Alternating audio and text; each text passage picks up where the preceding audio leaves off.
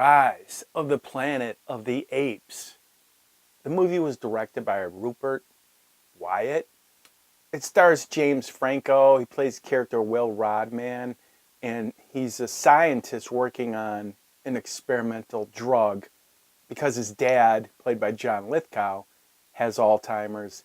He develops this drug that they are testing on monkeys or apes. They find out that the drug actually makes the monkeys more intelligent. Too intelligent because something happens, and so they have to stop the experiment, kill the monkeys. One of the apes has a baby chimpanzee. He shows signs of higher intelligence, so James Franco takes the chimpanzee back to his house to live with him, and he starts raising it and secretly experimenting with the drug because he actually tries it on his father. It's a very well-made movie. This is a great movie. Everything about this movie is great, from the special effects to the story to the acting to the directing. There's not one weak spot in the script. All the dialogue is great. It's very intriguing. I've never seen a movie quite like this, especially of the Planet of the Apes movies. I started watching these movies back in the 70s. Then when Planet of the Apes came out in 2001, directed by Tim Burton, for some reason I just was done. I didn't want to watch these movies anymore. So I thought all of these Planet of the Apes movies were kind of like that. Even though I never saw it, maybe I saw the trailer. I just wasn't interested in it at the time. Recently I saw War of the Planet of the Apes, and I made a review for that. And I thought that was a very good movie as well. But it was a little dark. I have to go back and watch Dawn of the Planet of the Apes, see how that all pans out. But yeah, I can't say anything bad about this movie at all. This is a perfect movie. I'm going to give this movie a solid 4. I mean, even if you're not into these kind of movies, I think you're still going to enjoy it because it's so touching. The storyline, the interaction between James Franco and the young Caesar chimpanzee as he's raising it, as if it was like a small child, and then it's displaying higher intelligence.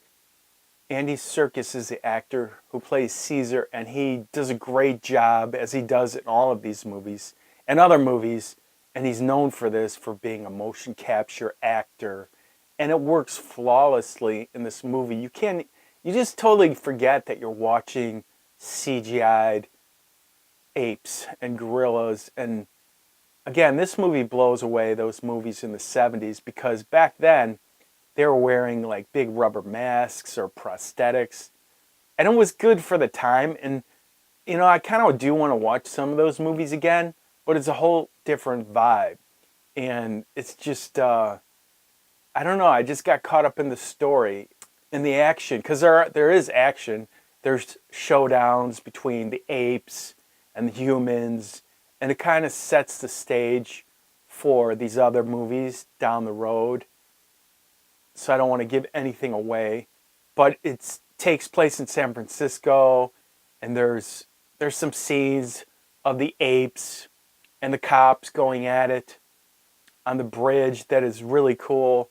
I can't say anything bad at all about this movie, and even if you're not a fan of these types of movies, I think you would enjoy it because there's something very human, endearing about the apes gaining intelligence. They start banding together. They're communicating with one another with sign language.